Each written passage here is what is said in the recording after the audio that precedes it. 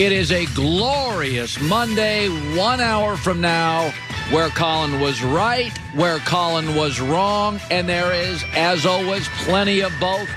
Joy Taylor, native Pittsburghonian, is joining me this morning. Pittsburgh native, Yinzer. Yinzer. This was not a good weekend for me. Canes got destroyed by North Carolina. Yeah.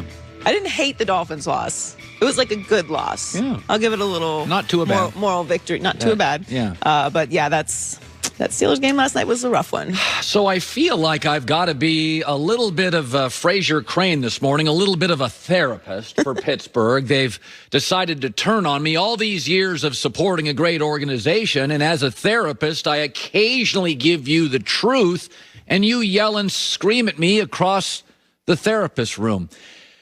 Let's all take a deep breath. Last week, I compared the 11-1 Steelers to a team I love, the Patriots, to last year's 8-0 Patriots. And I said we were giving the Patriots last year and the Steelers this year respect and elevating them based on their history and our respect and their coach and their quarterback who's going to be a Hall of Famer and their brand.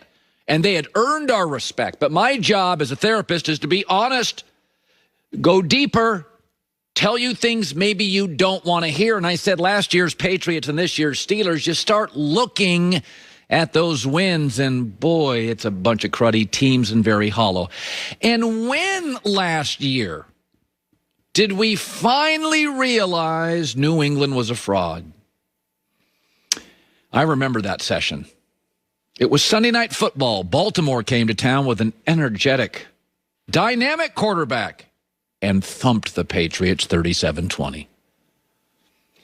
And New England looked old and slow and heavy-footed and offensively outdated. It's like the calendar wasn't their friend. And last night, the Steelers were finally unveiled to all of you as this young upstart team with a dynamic quarterback, Josh Allen. Made the Steelers look old and slow and outdated. I'm sorry. Look at these numbers. Listen to them. 14 first downs, 47 rushing yards, 1 for 10 on third down, 24 minutes time of possession. Big Ben, passer rating of 65. This is not to say as your therapist there aren't qualities I admire about you. TJ Watt is virtually unblockable. And this is a great front office, and their problems are almost immediately solved in the following draft. But deep down, my client, they know the truth. Steelers, this is not a Super Bowl team. 3 straight weeks under 20 points. You don't scare anybody. You don't even really believe in your running game yourself. And oh, by the way, New England last year did win more games after that thumping on Sunday night to Lamar Jackson. And the Steelers do play the Bengals next week, and they will flex and look strong. But you know the truth. The Steelers cannot beat quality teams. And we also know this.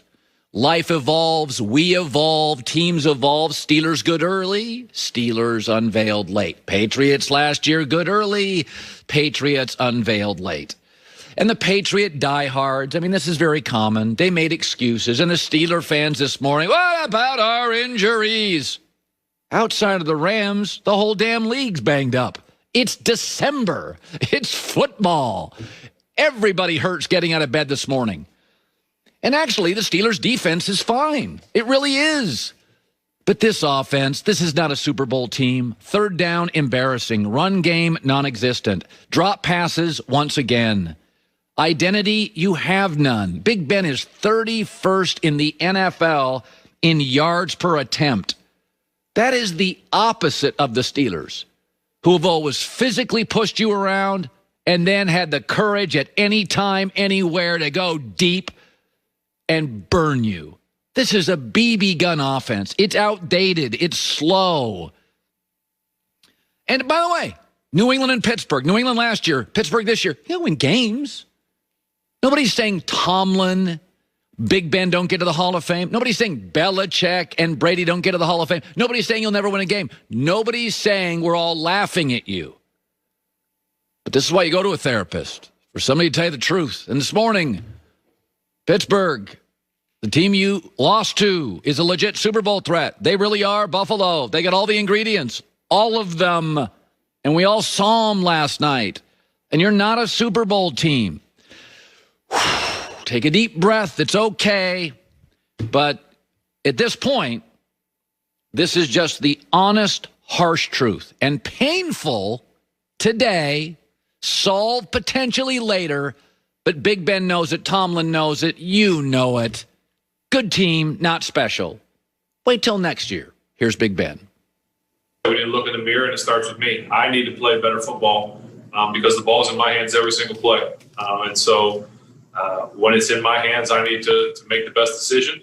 And right now, I'm not playing good enough football for us to win. If I don't play good enough football, then I need to hang it up. But, I still feel like I can, do enough things to help this team win football games. And I'm going to do everything I can to get us back on track. All right. Enough with being a therapist. Now let's talk about Jalen Hurts and Philadelphia. A lot of Pennsylvania stories today. So Jalen Hurts got the start, ran around, and won the game. That's you, Colin.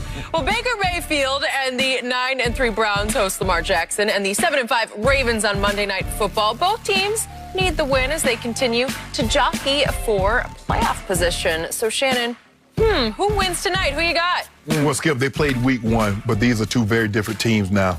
I think the Browns realize who they are. They are a running football team and allow Baker Mayfield to play action off that. Their defense has gotten better. That front four, Myles Garrett, Olivier Vernon, is doing a great job putting pressure on the quarterback. I'm going to take the Browns in a very close ball game because if I'm the Browns, I'm making Lamar Jackson beat me throwing the football. I'm not going to let him and Gus and those running backs rush for 200, 300 yards and carry me and not let my offense on the field. So I'm going to take the Browns in a close one. Ditto. Do you realize Baltimore is a 3-point favorite at Cleveland? So Baltimore is the better team, but Cleveland is playing better right now than Baltimore. Yes. And by the way, 2 ex-University of Oklahoma quarterbacks had big days yesterday. So I say Baker will have a third big day to cap it off and make it a trio tonight against Lamar. So at Cleveland, I'm going to go 27-24 Baker over Lamar just because they're a little hotter. Well, Baker's going to definitely have to play better than he did his first game. He was 21-39 and had less than 200 yards passing. But this is not what they are. They are a running football team, Skip. And when Chubb and Hunt can run the football and allow Baker, because that's what Tennessee said, we dare you to let your quarterback beat us. Baker says, okay, I'm going to beat you. This. Yep. So can Baltimore force Baker to beat them and then put enough pressure on him or pick him off when he puts the ball up? That's going to be the question. Yeah, Baltimore, Baker against Baltimore has had some big games against them as a rookie starter, remember? And last year he had one huge game. That was the only good game that he played all last year, but it was outstanding. Yep. So